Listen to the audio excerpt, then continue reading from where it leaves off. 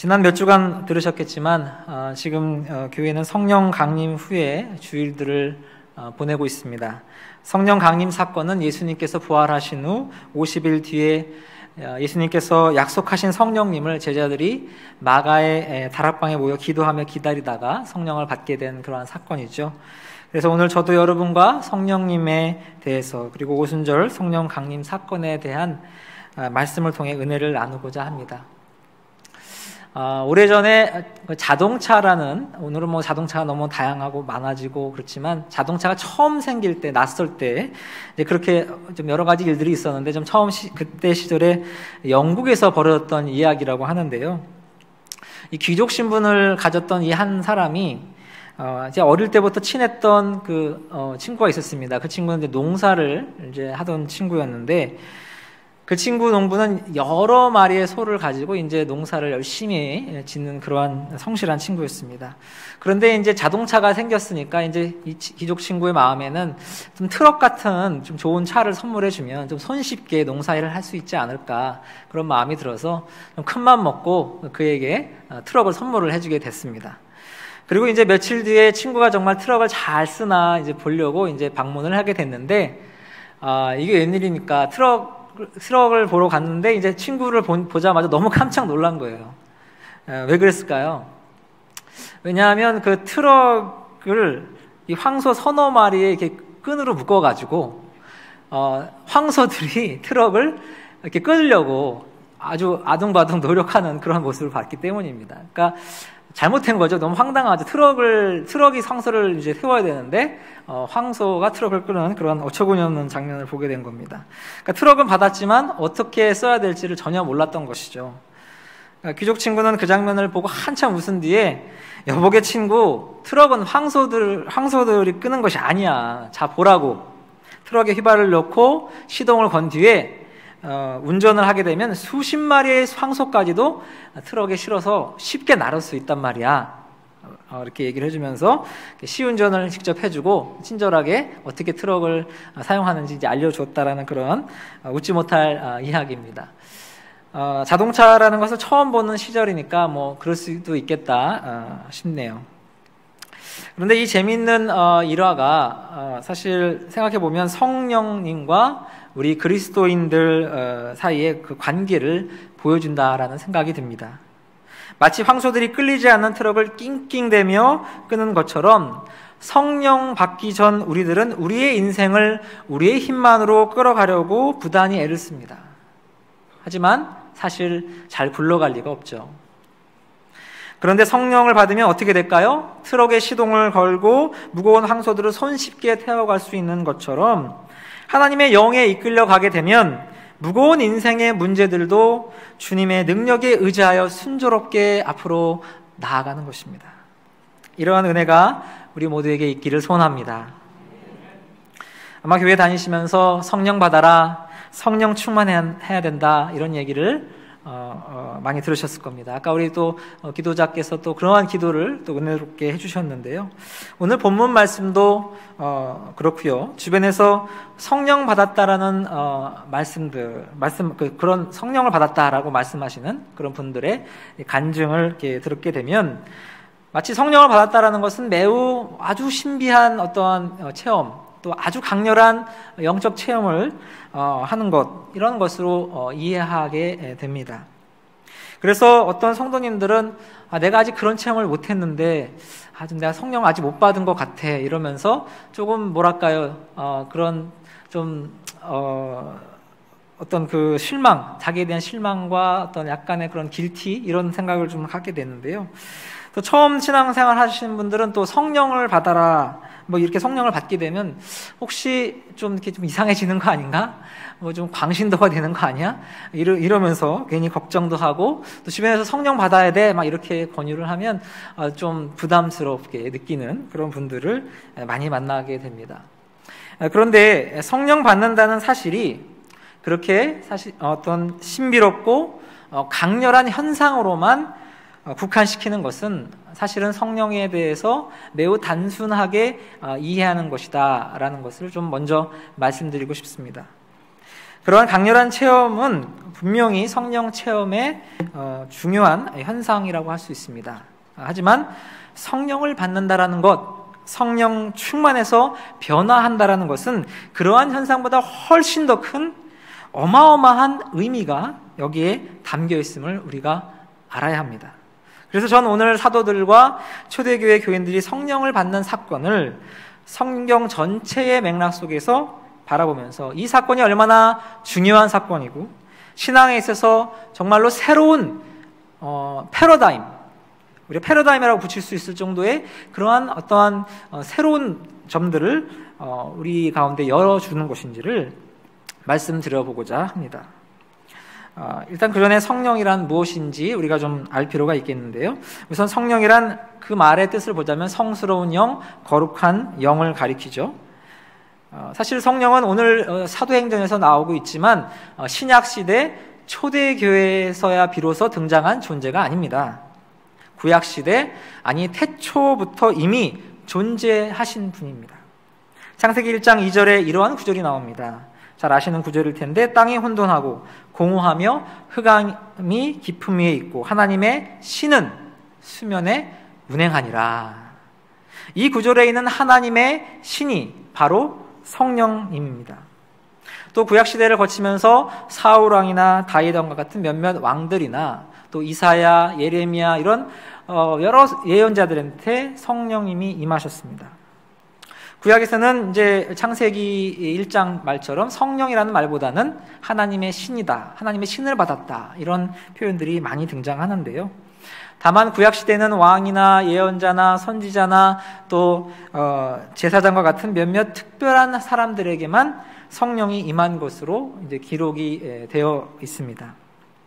그런데 우리가 분명히 알아야 할 사실은 성령님은 바로 하나님과 동일한 분이라는 겁니다. 요한복음 4장 24절에 예수님께서 하나님은 영이시니 예배하는 자가 신령과 진리로 예배할지니라. 아멘. 이런 말씀을 하셨는데 거기에서 하나님은 영이시니 라고 할 때 영은 바로 다름 아니라 성령님이기 때문입니다. 또 한편으로 성령님은 그리스도의 영입니다. 예수님께서 부활하시고 40일 뒤에 하나님 품으로 올라가셨죠. 우리가 그것을 승천이라고 부르는데 이때 보혜사 성령을 제자들에게 보내주시겠다고 주님께서 약속하셨습니다. 예수님께서 제자들을 떠나면서 내가 비록 너희들을 육적 몸으로는 너희 곁을 떠나지만 나와 동일한 성령을 보낼 테니 두려워하지 말아라, 걱정하지 말아라 하고 말씀하신 것이죠. 성령을 통해 나는 너희와 영원히 함께 하겠다라는 의미로 예수님께서는 약속하신 것입니다. 우리들도 그 약속을 믿어야 될 줄로 믿습니다. 그러므로 성령은 그리스도의 영입니다.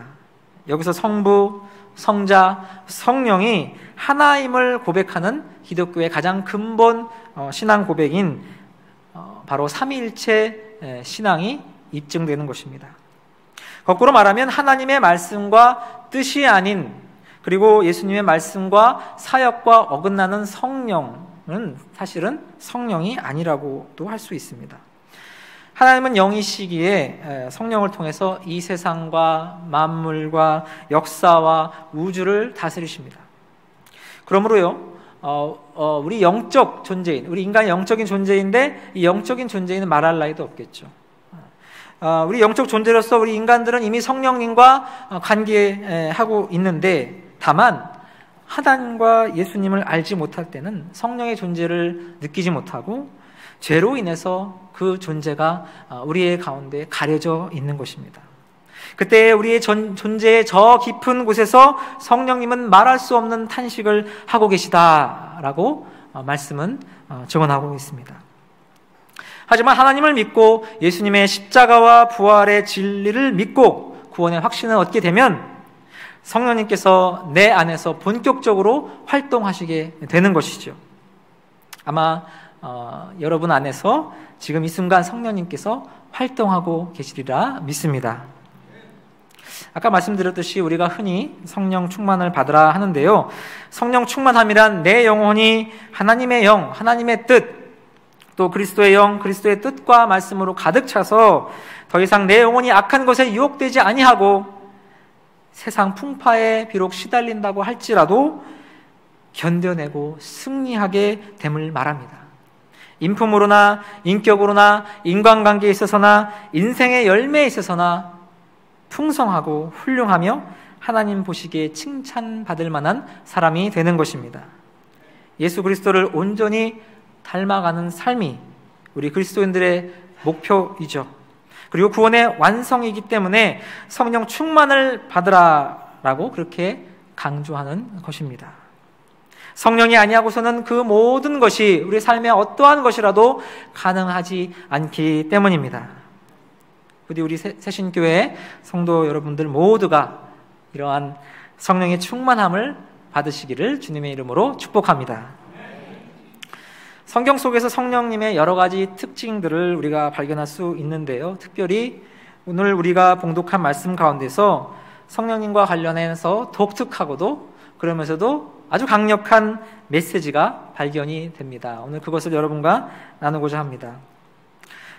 그런데 성령에 대한 말씀을 나누는데 우리가 말씀을 처음 읽으면서 창세기에 있는 바벨탑 이야기를 읽었어요. 그래서 이거 뭐지? 하면서 조금 의아해 하셨을지도 모르겠습니다. 그래서 조금 더 설명을 드려보겠습니다. 아시는 분들이 있겠지만 간단히 말씀드리면 바벨탑 이야기는 노아 홍수 이야기 바로 다음에 등장합니다. 세상이 악으로 가득 차고 회복불능한 상태에 빠졌을 때 하나님께서는 홍수를 통해서 이 세상을 물로 깨끗하게 씻기고자 하셨고요. 그러기 위해서 구원의 사역을 이어갈 노아의 가족과 또 노아와 그 가족을 택하시죠.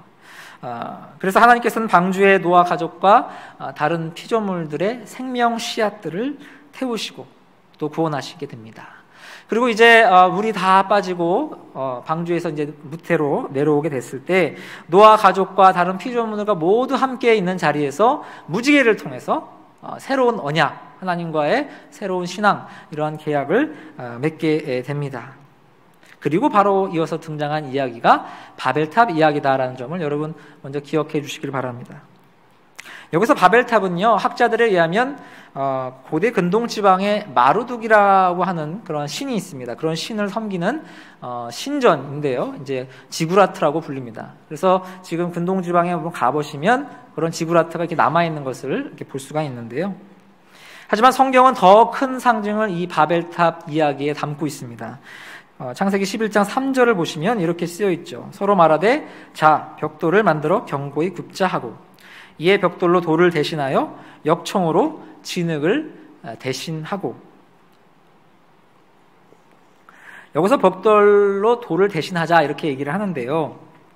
여러분 탑을 이렇게 돌로 쌓을 수도 있죠. 그리고 벽돌로 쌓을 수도 있습니다. 그러니까 다 가능하지만 근데 둘의 어떤 그 느낌은 전혀 다릅니다.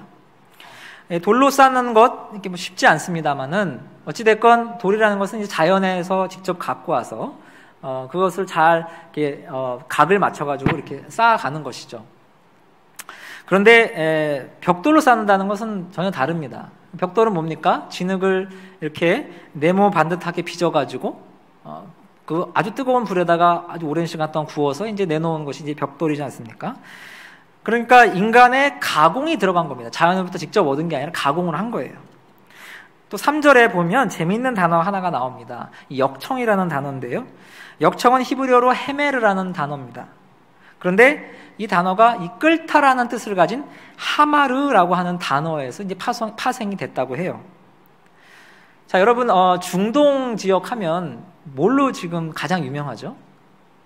그러니까 여러 가지가 있는데 현대 문명에서 정말 빼놓을 수 없는 것이 있죠. 뭡니까? 뭐죠? 예, 잘 아시죠? 석유 맞습니다. 석유입니다. 예, 석유가 없으면 우리가 문명을 진행할 수가 없죠, 요즘엔. 자, 그 옛날 바벨탑 시절 아주 오래전 옛날에도 이제 석유가 지하에서 이제 막 끌어오르면서 이제 지상으로 이렇게 나오게 됐나 봐요. 예, 그것이 바로 이 헤메르, 그러니까 끓다라는 말에서 나온 헤메르의 역청이라는 것입니다. 그러니까 우리가 도로를 깔 때 이제 아스팔트를 이제 사용을 하지 않습니까? 이 아스팔트는 석유를 정제해서 이제 나오게 된 것인데 역청 또한 그와 비슷한 재료라는 거죠. 그래서 벽돌 사이에 이제 역청을 잘 발라서 붙이게 되면 그 점성 때문에 이제 아주 단단하게 견고하게 벽돌이 붙게 됩니다. 그래서 벽돌을 이제 높이 쌓을 수 있는 것이죠. 바로 그러한 원리입니다. 그러니까 뭐 역청도 그렇고요. 벽돌이라는 것을 굽는 과정도 그렇고 바벨탑은 인간의 손을 거쳤다라는 겁니다. 그래서 인간이 가공한 문명을 상징하는 것이죠. 그런데 바벨탑이 하늘로 높게 올라간다는 것은 지금 인간 문명이 하나님에게 도전하고 있다는 모습입니다.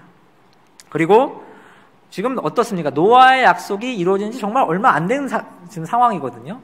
그러니까 약속을 지키기로 했는데 그들이 또다시 하나님께 불순종하고 도전하고 있다는 것은 인간의 하나님에 대한 근본적인 불신앙이 여기에 있다라는 것을 이 말씀이 보여주고 있는 것이죠.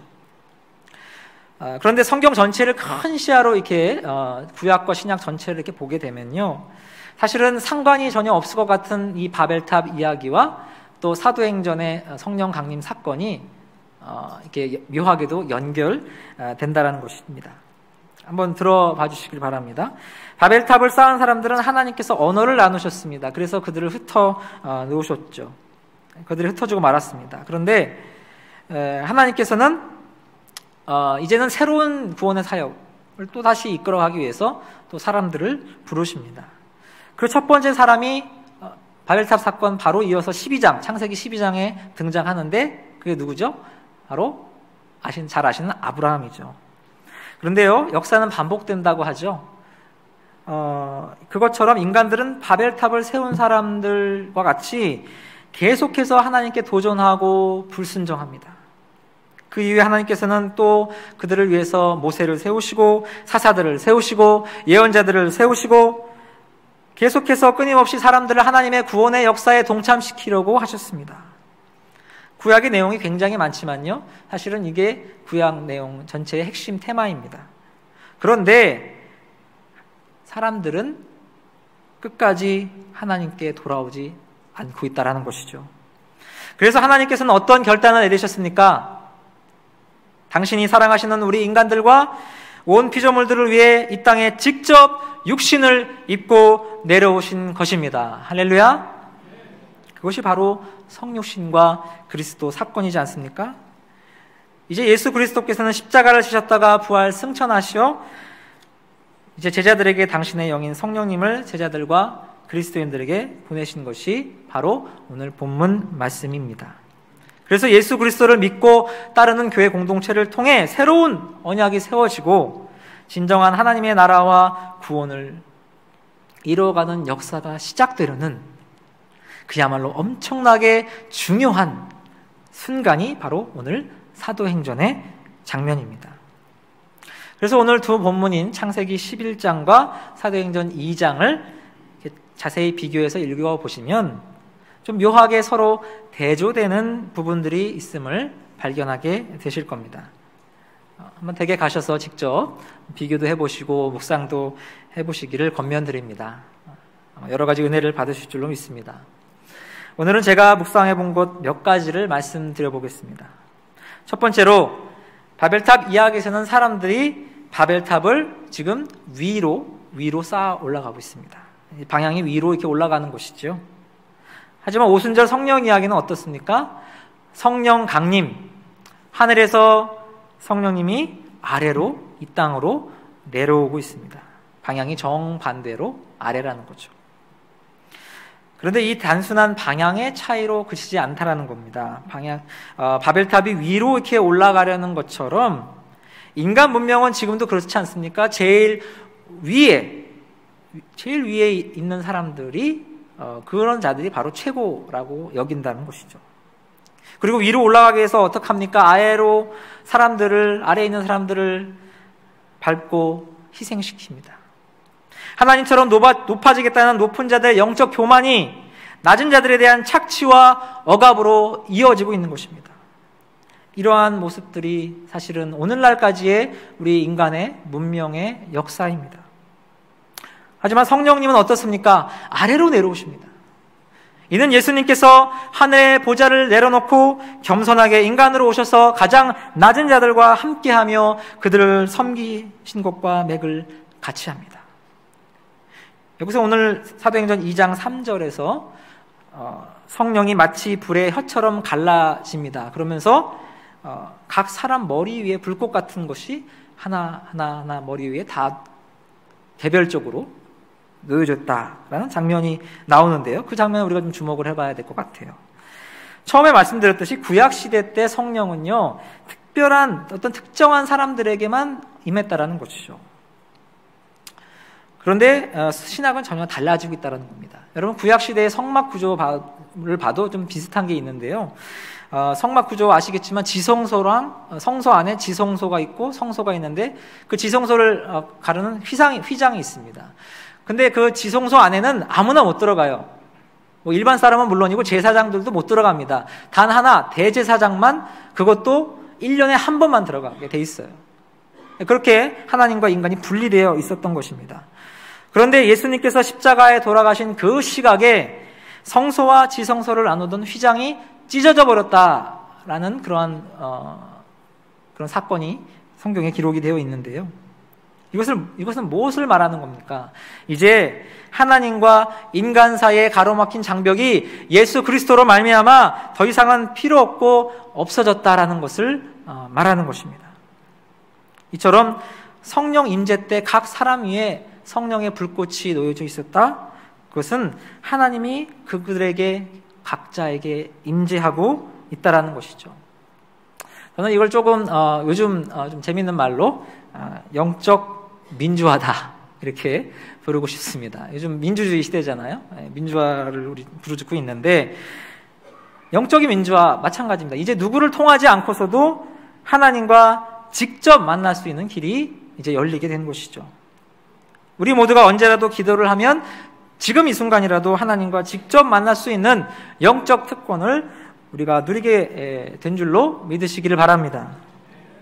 자, 두 번째로요. 바벨탑 이야기는 사람들이 결국 흩어져 버렸죠.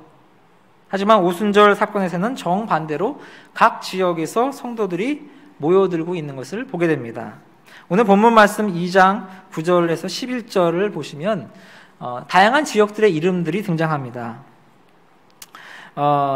좀 잘 알아보기 힘든 이런 지명들도 있는데요. 이 지역을 오늘날의 지명으로 바꾸면 좀 익숙한 지명들이 나올 거예요. 북아프리카, 이스라엘, 시리아, 소아시아, 터키, 메소포타미아, 이집트, 에티오피아, 로마, 그리스 등등등. 자, 이는 당시 사람들이 볼 때 세계 전체예요. 아직은 동방이 알려지지 않았기 때문에 세계 전체가 지중해 거의 그 지역의 거의 전체를 망라하고 있는 그러한 지역 이름입니다. 그러니까 바벨탑 사건에서는 사람들이 하나님을 거역하고 온 세계로 흩어져 버리고 말았지만 거꾸로 오순절 사건에서는 하나님께 순종하여 성령을 받기 위해 사람들이 모여 있고 하나로 화합하고 있다라는 그러한 모습인 것이죠. 자, 세 번째로 바벨탑 사건에서 불순종한 사람들은 지역만 흩어진 것이 아니라 그들의 언어까지 흩어져 버렸습니다. 자, 언어가 흩어지면, 언어가 달라지면 어떻게 되죠? 소통이 안 되고, 소통이 안 되면 서로 분열하고 다투고, 심지어 전쟁하고 이렇게 되는 거 아니겠습니까? 오늘날까지의 인간의 어떤 문명이 그러한 모습이었다고 생각을 합니다. 반면에 오순절 사건에서는 어떻습니까? 바로 그것을 보여주는 것이 방언의 역사라는 것입니다. 여기서의 방언은요, 우리 한국교회에서 이제 방언의 은사를 받는 것, 깊이 있게 기도하다가 어떤 하나님의 어떤 천사 같은 말로 하는 그런 방언, 그것과는 조금 다른 이제 개념이라고 할 수 있는데요. 말하자면 이런 겁니다. 그래서 거기에 모는 사람들이 갈릴리 사람들이 있는데, 유대인들이 있는데, 그들이 이렇게 유대말로 갈릴리의 언어로 얘기를 하지만 그 지역에 모이는 세계 각지에서 모인 사람들이 자기들의 말로 듣고 있다라는 거예요. 참 신기한 현상이죠. 좀 더 쉽게 얘기하면 여기 이제 다 한국 분들이시잖아요. 그러니까 이제 한국말로 편하게 얘기를 하시고 제가 한국말로 설교를 하는데 여기 영어로 쓰는 외국인이 앉아 있단 말입니다. 그런데 그 사람은 즉시 그 자기의 말로 영어로 듣는다는 거예요. 영어로 쓴 사람이 영어로 막 얘기하는데 여기 한국 분들이 한국말로 그대로 동시통역돼서 듣는다는 겁니다. 이런 일이 벌어지면 얼마나 좋겠습니까, 오늘날. 그렇죠? 언어를 배울 필요 없이 그런 역사가 있으면 참 좋겠다라는 생각이 드는데요. 하나님 나라에 가면 이런 일이 생길 것 같습니다. 근데 어찌됐건 이 이야기가 상징하는 것은 뭐냐면, 불통의 역사, 불화의 역사, 다툼의 역사가 성령님으로 인해서 소통의 역사, 화해의 역사로 바뀌어갔다라는 것이죠. 그래서 우리는 성령을 소통의 영이라고 부르기도 합니다. 마지막으로 바벨탑 사건은 하나님께 대항하고 불순종한 인간과 그 인간의 문명의 죄악을 상징합니다. 반면에 오순절 사건은 정반대로 구원 사건인 것이죠. 성령을 받음으로 마가의 다락방에 모인 사람들이 완전히 새롭게 태어나게 됐습니다. 여기서 진정한 의미의 교회가 탄생한 것입니다. 성령님을 통해서 초대교인들은 자기 인생을 자기 멋대로 살아가는 것이 아니라 하나님의 영이 인도하시는 바에 따라서 살아가게 되었습니다. 그것을 증거하는 말씀이 바로 사도행전 2장 우리가 읽은 구절 뒤에 나오는 41절부터 47절 말씀에 나와 있습니다. 소위 말해서 교회 공동체가 가장 모범된, 또 교회라는 것이 가장 원형인 교회의 원형의 모습이 여기에서 나오는데요.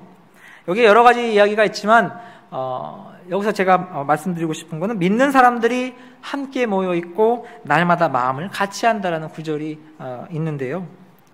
그냥 들으면 당연하게 들릴지도 모르겠습니다. 교회는 모이는 곳이니까요. 그런데 당시의 상황을 들여다보면 굉장히 놀라운 일이 아닐 수 없었다라는 겁니다. 조금 전에 말씀드렸지만 마가의 다락방에 모인 사람들만 해도요, 다양한 문화와 언어와 민족적 배경을 가진 사람들입니다. 초대교회의 이 계층을 살펴보면 부자와 가난한 사람까지 아주 다양했다고 합니다. 자, 인간적으로 보면요, 문화도 다르고요, 언어도 다르고요, 사회적 지위도 다 다른데 하나가 된다는 건 사실상 불가능해 보입니다. 그런데 초대교회는 그것을 가능케 했다라는 겁니다. 무엇 때문에? 성령님 때문에. 자, 또 2장 46절에 보시면요, 집에서 함께 떡을 떼었다라는 구절이 나오는데요. 그러니까 이걸 보면 그들이 함께 음식을 나누는 공동체다라는 것을 알 수가 있죠. 자, 그런데요, 밥을 같이 먹는다, 이게 그렇게 대단한 일인가, 교회의 어떤 원형이라고 할 수 있는가라는 생각이 드실지 모르겠습니다. 그러니까 우리가 또 이제 이 시간 예배 끝나면 또 가셔서 또 가서 또 아름다운 식사의 교제를 나누지 않습니까? 이제 당연한 것이라고 우리가 받아들일 수 있는데, 그런데 이것 또한 당시의 상황을 돌아보면 당연한 것이 아니라는 것이죠. 혹시 여기 이제 연세 드신 우리 성도님들께서는 이러한 경험을 하셨지 않을까? 그런 생각을 좀 해보는데요. 예전에 여러분 이런 얘기 들어보셨어요? 한 집안에서도 겸상을 하지 않는다. 그죠? 들어보셨죠? 네. 50년, 100년 전만 해도 우리 가정 안에서 아버지와 자녀들이 밥상에서 상을 같이 먹지 않고 겸상하지 않는다. 이런 얘기가 있었지 않습니까? 한 가정 안에서도 이제 불평등이 존재하는 것이죠. 차별이 존재하는 것이죠. 초대교회도 2000년 전이니까 얼마나 더 했겠습니까? 당시도 마찬가지였습니다. 이방인과 절대로 밥을 같이 먹지 않았습니다. 그리고 사회 계층이 조금만 달라도 밥을 같이 먹지 않습니다. 이러한 시대였습니다. 그런데 밥상에서 같이 밥을 먹는 것 자체는 사실은 당시의 계층 질서를 무너뜨리는 아주 놀라운 일이었다는 것이죠. 이처럼 성령을 받은 사람들은 다른 사람들이 그 사람이 어떠한 배경을 갖고 있고 어떠한 문화를 갖고 있고 할지라도 그들과 하나가 된다는 것이죠. 그들과 소통하고 상대방을 있는 그대로 받아들이게 되었다는 것입니다.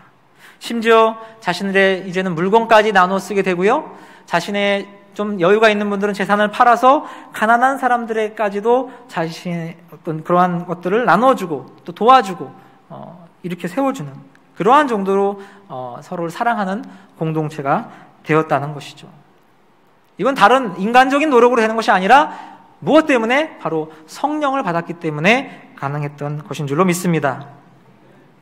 자, 어떠신가요? 이렇게 놓고 보니까 바벨탑 이야기와 초대교회 성령 강림 사건이 굉장히 좀 기가 막히게 연결이 되죠. 바벨탑은 인간의 죄악과 교만, 분열과 차별 때문에 신음하는 악한 인간들과 그들의 문명을 상징합니다. 반면에 사도행전 2장이 증거하는 성령 받은 사람들, 그리고 그들이 모인 교회 공동체의 모습은 새로운 문화와 새로운 문명을 우리들 가운데 제시하고 있는 것입니다. 성령을 충만하게 받으면서 과거의 단절이 시작되었습니다. 죄악은 용서되고 교만은 순종으로, 죽은 영혼이 새로운 영혼, 새로운 생명으로 바뀌는 놀라운 일이 벌어졌습니다. 이는 구약시대로부터 이어져 왔던 죄악의 역사가 예수 그리스도의 영, 성령으로 말미암아 구원의 역사로 바뀌었음을 선언하고 선포하는 것입니다. 오늘의 말씀을 통해서 우리는 성령을 받는다라는 것을 어떻게 알 수 있는가라는 것에 대해서 좀 분명하게 알게 되었습니다. 단순히 영적으로 신기하고 강렬한 체험만 했다고 해서 성령 충만함이 다 이루어졌다고 말할 수 없습니다. 성령을 받은 분들은 그야말로 하나님의 영에 이끌려서 그 전체의 삶을 살아가는 것입니다. 성령에 이끌리는 삶이란 주님께서 아래로 임하셨던 것처럼 우리도 우리의 욕심을 내려놓고 아래로 낮아지고 겸손하게 살아가는 것입니다. 내가 가진 것을 나누어 다른 사람들, 다른 어려운 지체들을 돕고 섬기는 삶입니다. 나와는 문화와 생각이 다르다 할지라도 상대방을 인정하고 그들과 화평하게 지내며 공동체를 어떻게든 하나로 만들어가는 일에 헌신하는 삶입니다. 이러한 말씀에 의지하여서 우리가 이 시간 내가 정말 성령을 받았는가? 그분에 이끌려 살아가고 있는가? 잠시 점검해보는 우리가 되기를 소원합니다. 더 나아가 성령 받은 그리스도인으로 살아간다는 일이 단순히 개인적인 종교 생활이나 소박한 어떠한 삶으로 멈춰서는 것이 아니고요. 훨씬 더 큰 역사에, 구원의 역사에, 새로운 패러다임에, 새로운 문명을 만들어가는 일에 동참하는 일임을 알고 우리가 정말 자부심을 가져야 될 줄로 믿습니다. 초대교회처럼 우리가 성령에 이끌려 살면서 성령의 공동체를 이루어갈 때에 우리는 세상에 새로운 문명의 패러다임을 제시하고 세상을 사랑과 소통과 화평이 가득한 하나님의 나라로 바꿔내는 일에 이바지할 수 있음을 우리가 믿고 나아가시기를 주님의 이름으로 권면드립니다. 이것이야말로 세상을 새롭게 할 우리 새신교회의 진정한 사명인 줄로 믿습니다. 사랑하는 성도 여러분, 우리가 사는 사회를 지금 돌아보면 많은 뉴스들도 듣고 세상의 소식들을 접해보면 사실은 여전히 성령님의 임재가 얼마나 절실히 필요한지 우리가 금방 알게 됩니다. 왜냐하면 들려오는 소식은요, 하나 되고 화평하고 소통하는 그런 아름다운 소식보다는 분열하고 싸우고 상처받는 그러한 소식들이 대부분이기 때문입니다. 그래서 저는 지금부터 우리 주변에 성령의 임재가 필요한 곳들을 위해서 여러분들을 대신해서 기도의 제목들을 말씀드리려고 합니다. 그래서 제가 축원합니다 라고 각 기도의 제목들을 마무리하면 여러분들은 크게 아멘으로 화답해 주시기를 바랍니다. 먼저 나라는 존재도 예외가 될 수 없습니다. 다른 사람을 시기하고 미워하며 나만을 생각하여 다른 사람을 돕지 못하고 다른 사람의 말을 제대로 귀 기울이지 못하는 나라는 존재에 새롭게 하는 성령이 임하기를 축원합니다. 부부간에 하나가 되지 못하고 이혼율이 날로 급증하고 부모가 자녀를 이해하지 못해 자녀들이 방황하고 자녀들이 부모를 공경하지 않는 깨어져가는 이 시대의 가정들에 화합하는 영인 성령이 임하기를 축원합니다. 그리스도를 머리로 하고 그 뜻을 따라 살아가야 함에도 오히려 세상적 가치에 함몰되어 십자가 정신을 잃어가는 오늘날의 교회에 새롭게 하는 성령이 임하기를 축원합니다. 세상은 분열되어도 하나가 되어야 하고 사랑의 공동체할 교회가 신학적인 이유, 재정적인 이유, 정치적인 이 세상적인 이러저러한 이유로 갈라져 가고 있습니다. 이러한 교회에 화합하는 영인 성령이 임하기를 축원합니다. 그 영이 우리 새신교회에도 충만히 임하기를 정말 간절히 축원합니다. 온갖 불의와 부패가 넘쳐나고 불평등으로 가진 자만 배 불리우는 바벨탑 같은 이 사회에 새롭게 하는 영인 성령님이 임하셔서 낮아지게 하시고 사람들이 섬기게 하시고 서로 나누는 사회가 되기를 축원합니다. 더불어 정치, 경제적인 이유로, 지역적인 이유로, 세대 간 문제로 심각하게 갈등하고 있는 우리 오늘날의 사회에 화합하는 영인 성령님이 임하기를 간절히 축원합니다. 무려 75년 가까운 세월 동안 분단되어 있는 이 안타까운 한반도에 역사 왜곡 문제나 대국들의 지적적 갈등을 겪고 있는 동북아 지역에 전쟁으로, 기아로, 가난으로, 난민 문제로 상처받고 있는 세계의 모든 그러한 안타까운 그러한 지역들에 화합하는 영인 성령님이 임하기를 간절히 축원합니다. 우리 이 시간에 주님 주신 말씀과 또 방금 나눈 기도 제목들을 기억하시면서 잠시 묵상하는 시간 가지겠습니다.